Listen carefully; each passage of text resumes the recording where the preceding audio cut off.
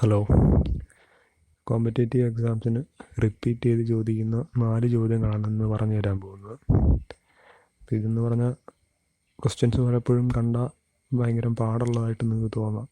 പക്ഷേ ഇത് ചെയ്യാൻ മാക്സിമം 5 സെക്കൻഡിൽ കൂടുതൽ ആവശ്യമില്ല. ഏറ്റവും പാടുള്ള ക്വസ്റ്റ്യന് മാക്സിമം 5 സെക്കൻഡ്, അതിൽ കൂടുതൽ സമയം കൊടുക്കേണ്ട ആവശ്യമില്ല. വളരെ എളുപ്പമാണ്. പിന്നെ കുറച്ച് റൂൾസൊക്കെ നിങ്ങൾ ഓർത്തിരിക്കണം, അതിൻ്റെ ആവശ്യമേ ഉള്ളൂ. അപ്പോൾ ആദ്യത്തെ ക്വസ്റ്റ്യനിലേക്ക് കടക്കാം. ആദ്യത്തെ ക്വസ്റ്റ്യൻ എന്ന് പറയുന്നത് 49 - 1 ഈസ് എക്സാക്ട്ലി ഡിവിസിബിൾ ബൈ 50, 51, 29, 8. അപ്പം ഇതിനാദ്യം ഒരു റൂൾ അറിഞ്ഞിരിക്കണം. റൂൾ എന്ന് പറഞ്ഞാൽ x⁻n - a⁻n is divisible by x - a. ഇതാണ് ആ റൂള്, ഇതോർത്തിരിക്കണം. അപ്പം ഈ 49 - 1 നമുക്കിങ്ങനെ എഴുതാമല്ലോ. 49 - 1 അപ്പം ഇതും ഒരേ ഫോമായില്ലേ. എക്സിൻ്റെ സ്ഥാനത്ത് 49ഉം 15ൻ്റെ സ്ഥാനത്ത് ഇന്നിൻ്റെ സ്ഥാനത്ത് 15ഉം എയുടെ സ്ഥാനത്ത് 1ഉം. അപ്പോൾ ഈ പറയുന്ന സാധനം 49 - 1 എന്ന് പറയുന്ന സാധനം x - a, അതായത് 49 - എയുടെ സ്ഥാനത്ത് 1, എക്സിൻ്റെ സ്ഥാനത്ത് 49, എയുടെ സ്ഥാനത്ത് 1 എന്ന് പറയുന്നത് ഈ സാധനം ഇതും കൊണ്ട് ഡിവിസിബിളാണ്. 49 - 1 എന്ന് പറയുന്നത് 48 ആണ്. അപ്പം ഈ ക്വസ്റ്റ്യനിൽ തന്നിരിക്കുന്ന സാധനം 48 കൊണ്ടും ഡിവിസിബിളാണ്. പക്ഷേ 48 എന്നൊരു ഓപ്ഷൻ ഇതിനകത്തില്ല. അപ്പോൾ ഈ 48ൻ്റെ ഫാക്ടറായിട്ടുള്ള എന്തെങ്കിലും സാധനം ഇതിലുണ്ടോയെന്ന് നോക്കാം.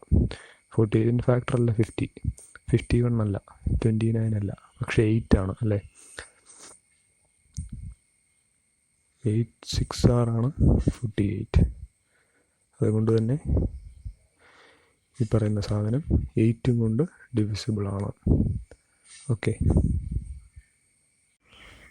രണ്ടാമത്തെ ക്വസ്റ്റ്യൻ എന്ന് പറഞ്ഞാൽ യൂണിറ്റ് ഡിജിറ്റ് കാണാനാണ്. എക്സ്പോണൻഷ്യൽ ഫോമിൻ്റെ യൂണിറ്റ് ഡിജിറ്റ് കാണാനാണ്. ഇത് വളരെ ഇമ്പോർട്ടൻ്റ് ക്വസ്റ്റ്യൻ ആണ്. ഇത് ചെയ്യാനുള്ള 2 രീതികളിലുള്ള 2 വീഡിയോസ് അപ്ലോഡ് ചെയ്തിട്ടുണ്ട് മുമ്പേ. അതിൻ്റെ ലിങ്ക് കൊടുക്കാം, നിങ്ങൾ കയറി കാണണം. എന്നിട്ട് എളുപ്പം നിങ്ങൾക്ക് സൗകര്യപ്രദമായിട്ടുള്ള രീതി തിരഞ്ഞെടുത്ത് അത് ചെയ്യുക. ഞാനിപ്പോൾ ഒരു രീതിയിലാണ് ചെയ്യുന്നത്. അപ്പം അത് കാണിച്ചു തരാം. ആദ്യം എക്സ്പ്രഷൻ ഇറക്കി എഴുതി 264 റേസ്റ്റ് 102 + 264 റേസ്റ്റ് 103.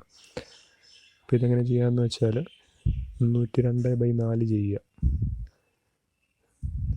എന്താണേലും പവർ എന്താണേലും /4 ചെയ്യേണ്ടത് കേട്ടോ. അപ്പം 102/4 വരും. എന്നിട്ട് അതിൻ്റെ റിമൈൻഡർ കണ്ടുപിടിക്കുക. /4 ചെയ്തിട്ട് റിമൈൻഡർ കണ്ടുപിടിക്കുക.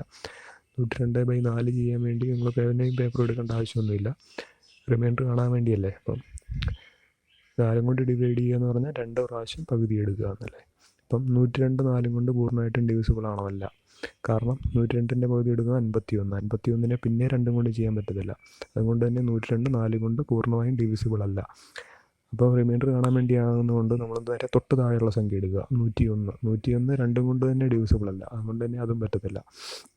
ഇനിയും താഴെയുള്ള സംഖ്യ എന്ന് പറയുന്നത് 100ആണ്. 100നെ നമുക്ക് 4 കൊണ്ട് ഡിവൈഡ് ചെയ്യാം അല്ലേ. ചെയ്ത് നോക്കേണ്ട ആവശ്യമൊന്നുമില്ല. 100/2 50, 50/2 25 ചെയ്യാം. 25 എന്ന് പറഞ്ഞാൽ പൂർണ്ണമായിട്ട് ഡിവൈഡ് ചെയ്യാൻ പറ്റുന്നുണ്ട്.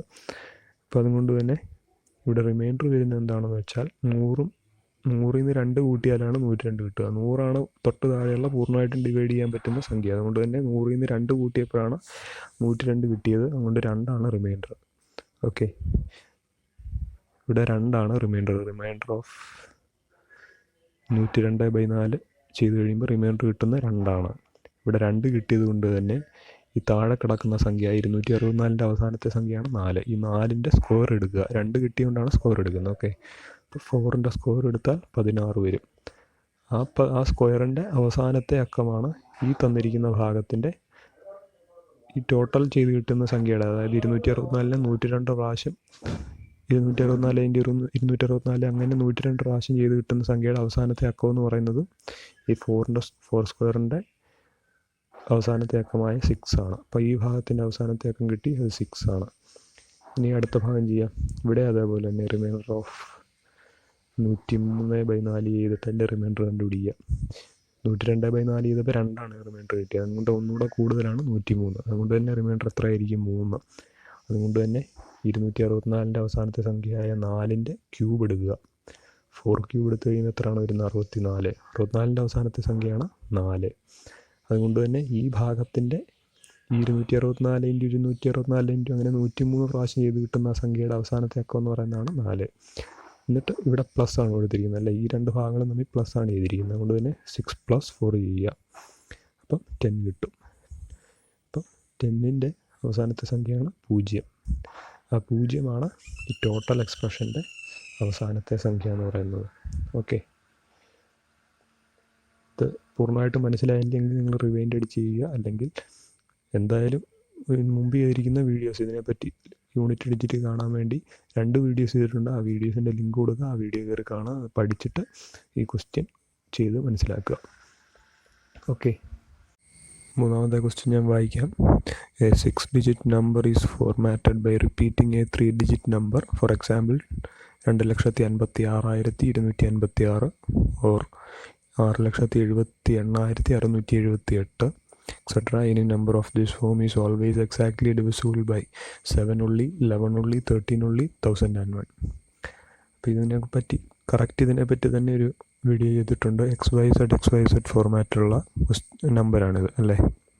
XYZ ഫോർമാറ്റ്, അതായത് ആദ്യത്തെ 3 അക്കങ്ങളും അവസാനത്തെ 3 അക്കവും സെയിം ആയിരിക്കും. അപ്പോൾ ഇങ്ങനെയുള്ള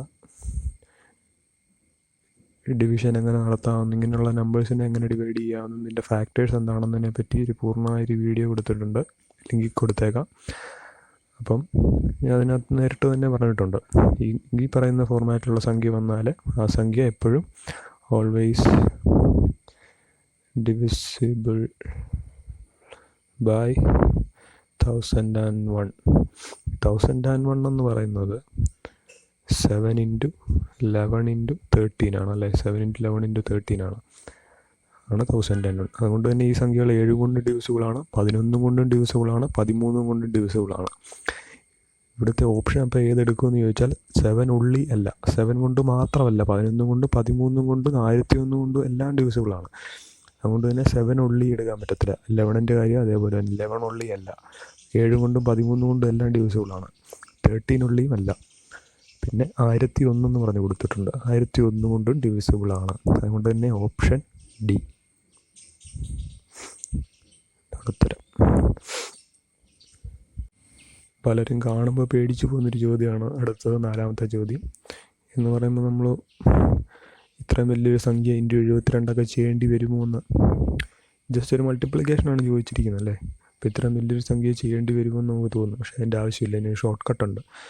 നമുക്ക് ഈ പറയുന്ന ആദ്യത്തെ സംഖ്യ, അതായത് 1, 2, 3, 4, 5, 6, 7, 9 എന്ന് പറയുന്ന ഈ സംഖ്യ, ഇത് നമുക്ക് വലിയ പരിചയമൊന്നുമില്ല അല്ലേ?